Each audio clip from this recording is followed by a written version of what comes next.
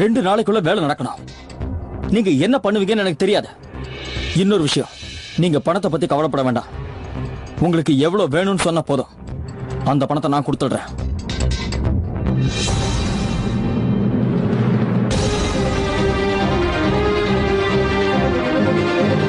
நான் உங்களுக்கு அப்புறம் ஃபோன் பண்றேன்.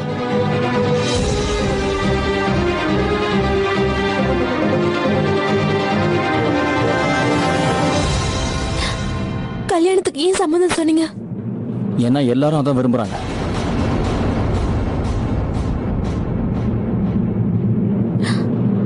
அப்ப உங்க விருப்பம்?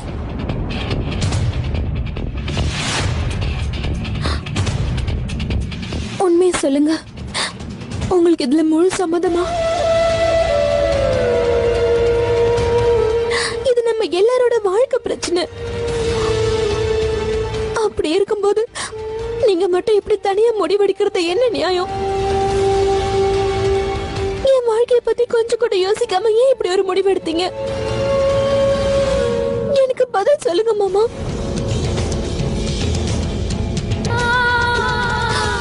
முதல்ல சீமாக்கா, அப்புறம் இப்போ நீங்க நம்ம கல்யாணம் நடக்கணும்னு ஆசைப்படுறீங்கல்ல?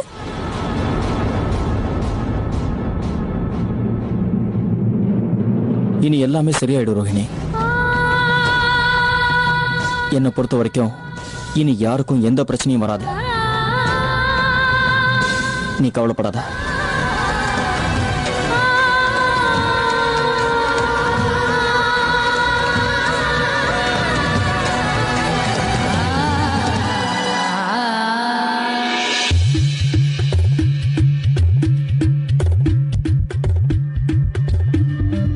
அட ரோகிணி, நீங்க பிரேம் ரூம்ல என்ன பண்ணிட்டு இருக்க? கீழே வா. கீழே மருதாணி போடுறவங்க வந்திருக்காங்க. பெரிய தவணை வர சொன்னாங்க.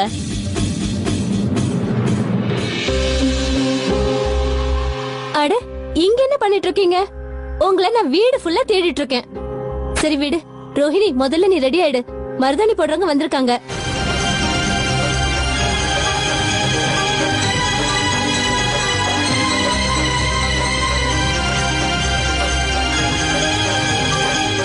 என்ன யோசிக்கிற? வா.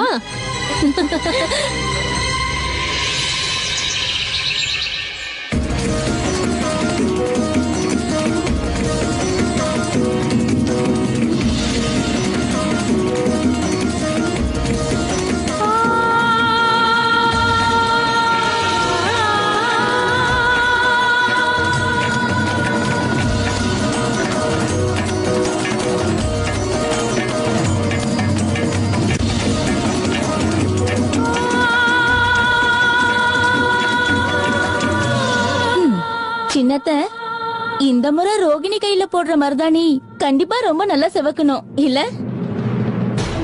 நான் என்ன சொல்ல வரேன்னு உங்களுக்கு புரியுது இல்ல சின்னத்த? உங்களுக்கு புரியும் நினைக்கிறேன்.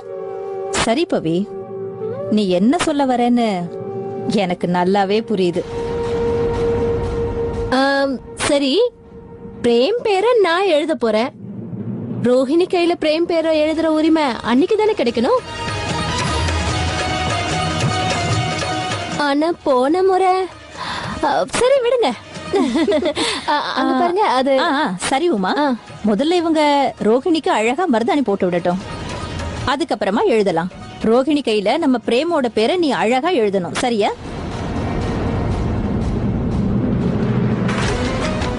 நான் போய் அங்க அலங்கார வேலையை பார்த்துட்டு வரேன்.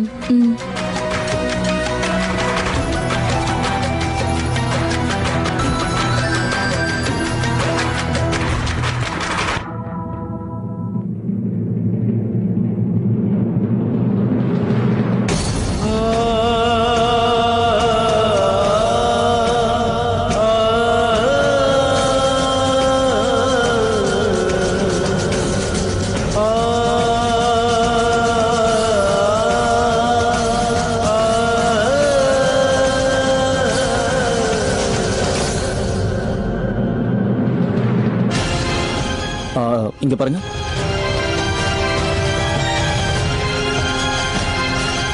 அதோ அங்க பூ அலங்காரம் சரியில்லை, அந்த பூவை கொடுங்க. நான் அலங்காரம் பண்றேன். பிரேமண்ணா நீங்க அலங்காரம் செய்ய போறீங்களா? குடுப்பா.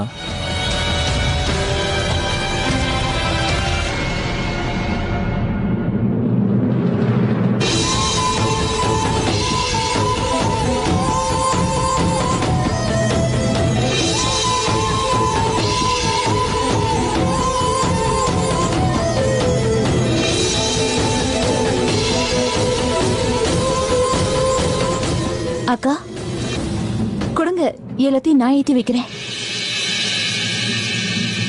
சரி, நீயே செய்.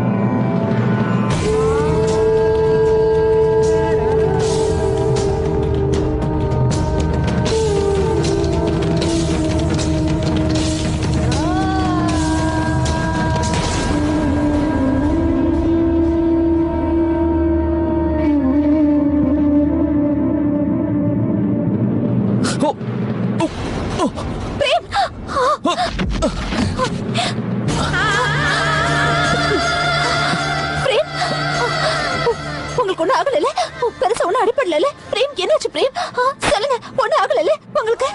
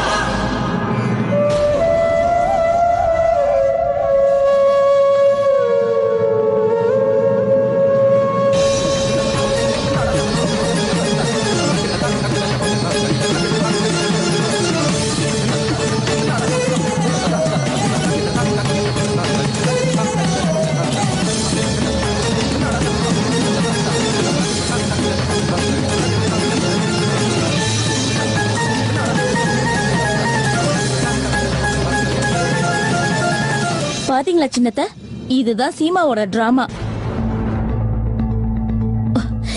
எப்படியோ பிரேம் இந்த கல்யாணத்துக்கு இப்பதான் சம்மதிச்சிருக்கான்.